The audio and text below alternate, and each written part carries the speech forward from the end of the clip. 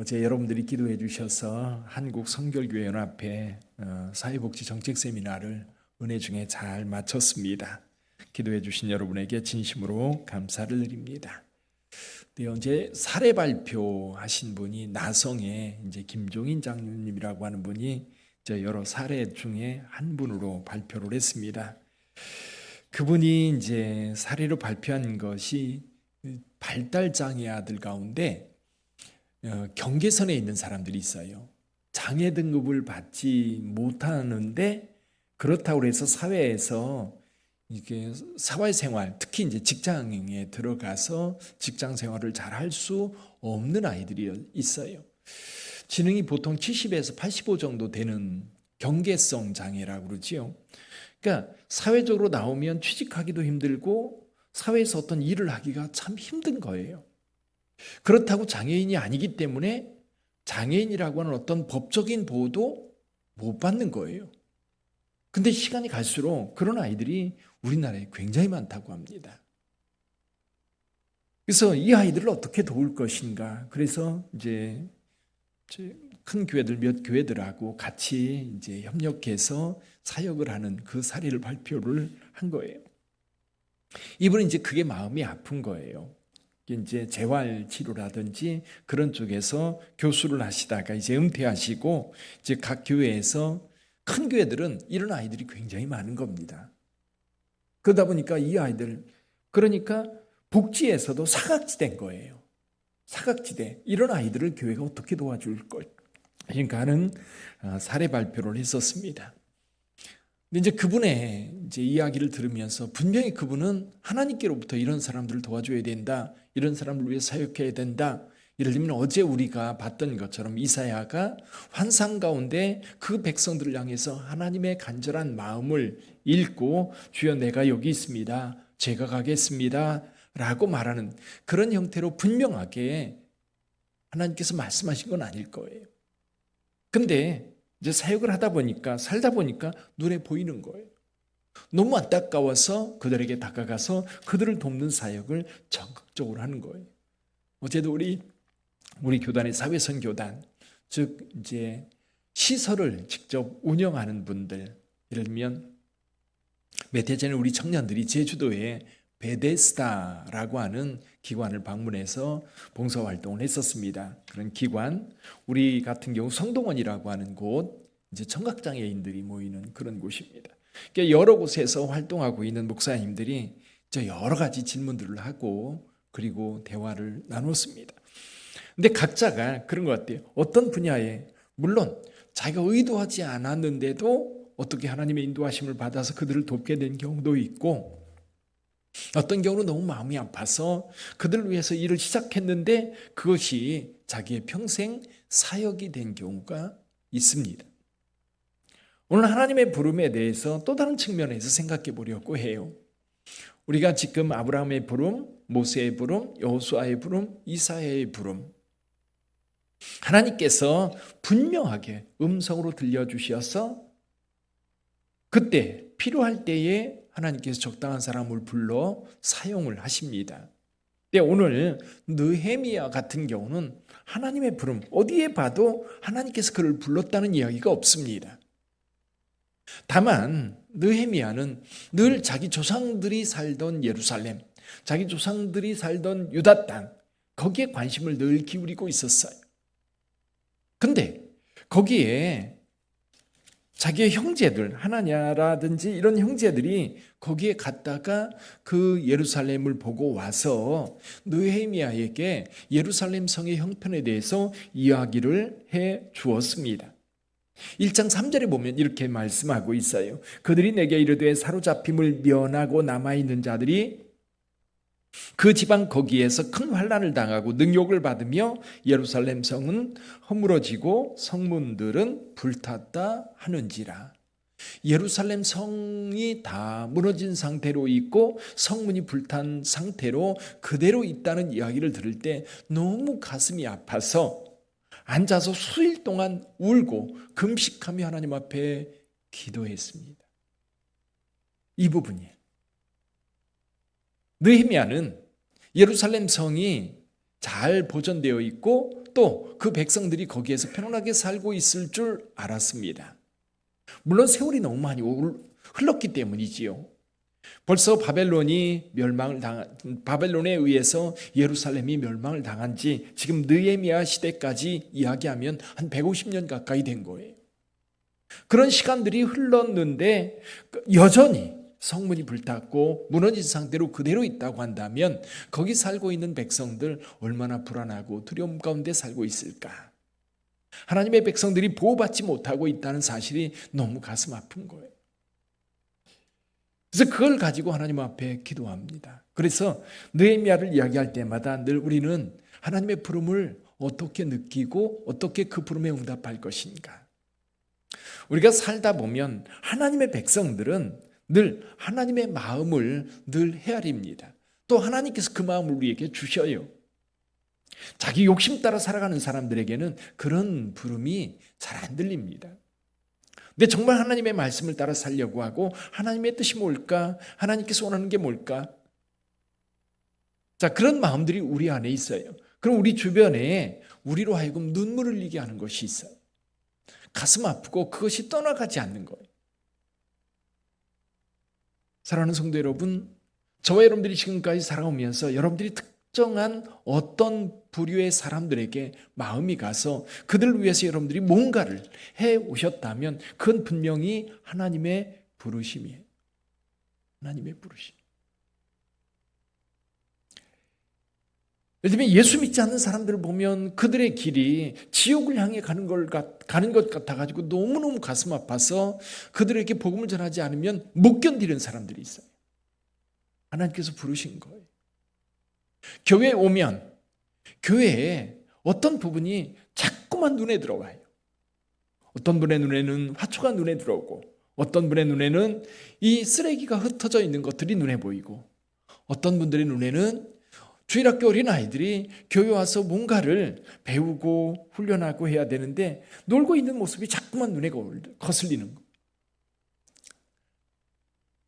하나님께서 여러 가지 여러분들의 마음에 뭔가를 품게 하시오. 그리고 그 마음이 움직이는 거예요.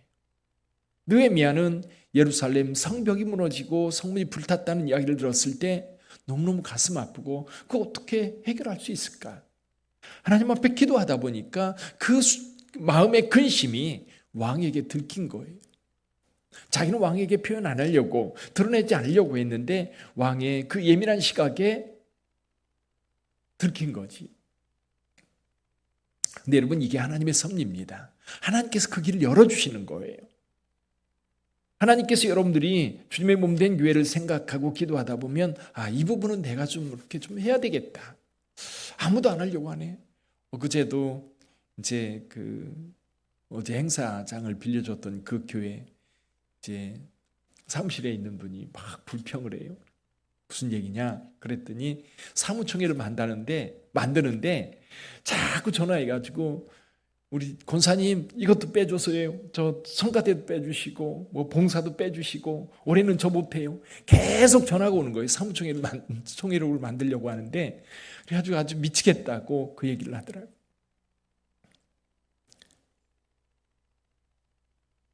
큰 교회도 그런 것 같아요. 그렇죠?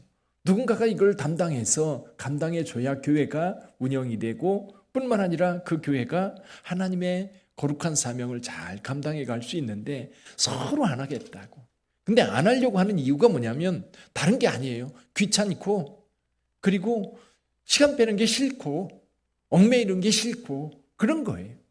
그러니까 은혜라고 하는 것은 이미 다 사라져버린 거예요. 은혜는 다 사라지고 나 귀찮은 것만 생각하는 거예요. 나 피곤한 것만 생각하는 거예요.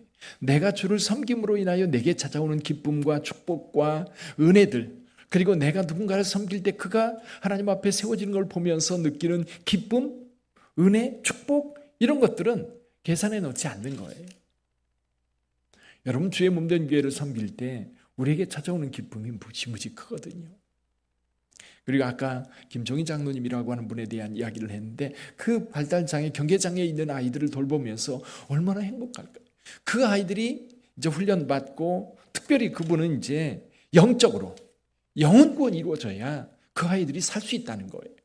예수를 분명하게 영접하고 그리고 그 예수 안에서 신앙 고백하고 그리고 그들에게 직업훈련이라든지 여러 가지 삶의 길을 열어줄 때에 그들이 기쁨 가운데 간다는 거예요.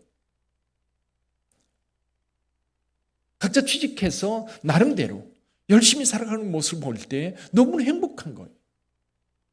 느헤미야 같은 경우도 그 성벽이 무너진 것에 대해서 마음에 품고 하나님 앞에 기도할 때에 길을 열어주시잖아요. 왕의 마음으로 움직여서 왕이 먼저 이야기하게 합니다. 그러니까 느헤미야가 이야기하죠. 왕이 마음에 왕께서 허락하신다면 하면서 이야기를 하니까 그렇게 기한을 정하고 가서 그 성벽을 세울 수 있는 기회를 마련해 준 거예요.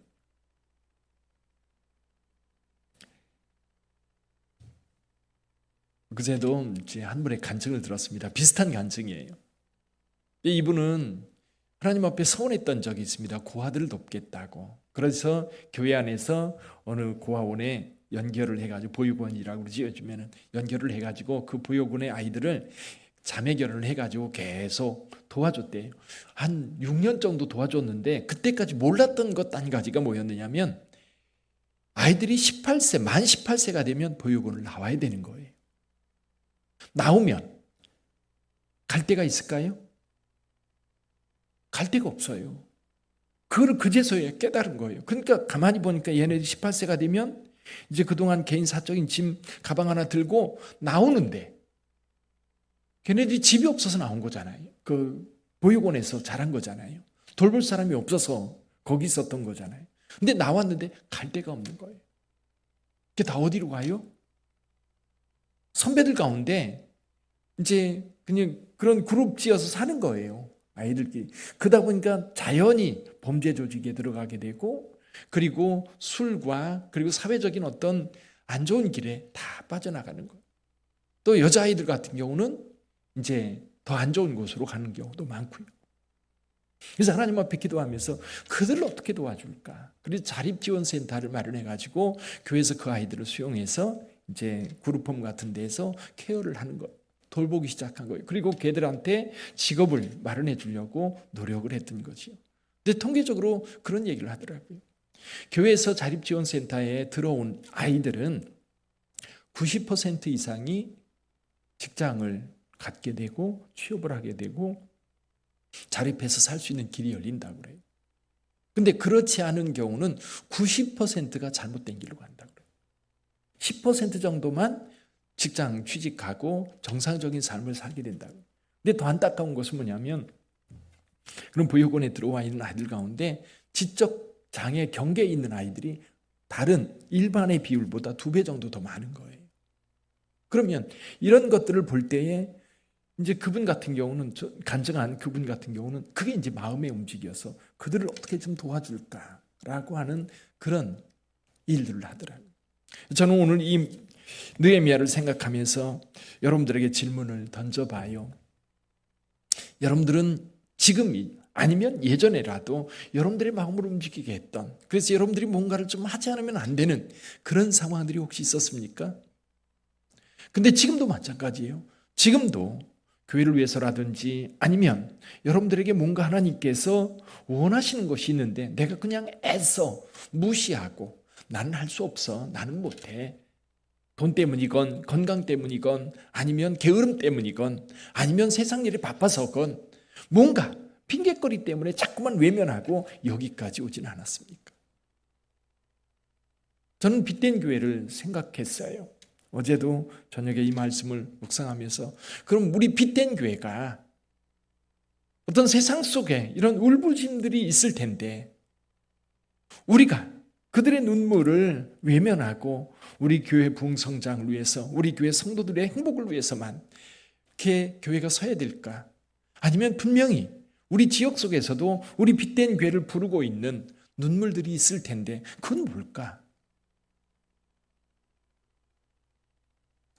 우리 빛된 교회가 다른 교회가 달리 우리 교회만이 해야 될 특별히 우리 교회를 통해서 도움받고자 하는 그런 사람들이 아마도 우리 지역에도 많이 있을 텐데 우리가 못 듣고 있는 건 아닌가? 예를 들면 느헤미야가 그동안 예루살렘 성이 무너졌다는 얘기를 전혀 듣지 못하고 있다가 그 소식을 들었잖아요. 그때부터 마음이 동해서 움직였는데, 그렇다면 우리 빗된 교회도 우리 하나님께서 뭔가를 불러서 특별하게 시키려고 하는 일, 하나님이 원하는 어떤 것들이 있지는 않을까? 제가 처음 우리 빗된 교회 왔을 때는 이 지역에 아이들이 굉장히 많았어요. 특히 다문화 가정 아이들 많았어요. 그래서 그 아이들을 좀 교회에서 케어할 수 있는 길이 없을까? 그런 고민들을 많이 했었는데 시설이 마련이 안 되니까 그게 좀 시도하기가 참 어려워서 여기까지 왔는데요. 이제 동네가 바뀌었어요. 완전히 아파트촌이 되고 그러다 보니까 이제 다문화 가정 아이들도 이제 동네를 떠날 수밖에 없는 거예요. 그럼 또 다른 형태의 주님의 몸된 교회를 필요로 하는 어떤 것들이 있을 텐데 그건 뭘까? 여러분들도 한번 기도해 보시기를 바랍니다. 주님께서 분명 우리 빗된 교회를 통해서 원하시는 일들이 있을 거예요. 그게 뭘까? 사랑하는 성도 여러분, 하나님의 부름을 우리가 생각하고 있는데요.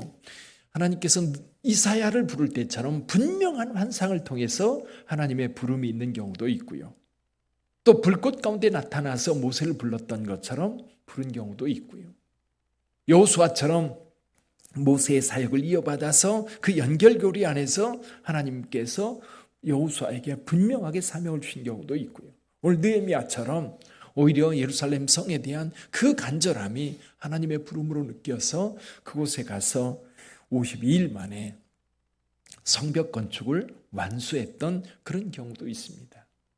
다양한 방법으로 하나님께서 저와 여러분들을 부르시는데 그 부름의 음성에 귀를 기울이는 저와 여러분들이 될 수 있기를 주님의 이름으로 축원합니다. 우리 기도하겠습니다.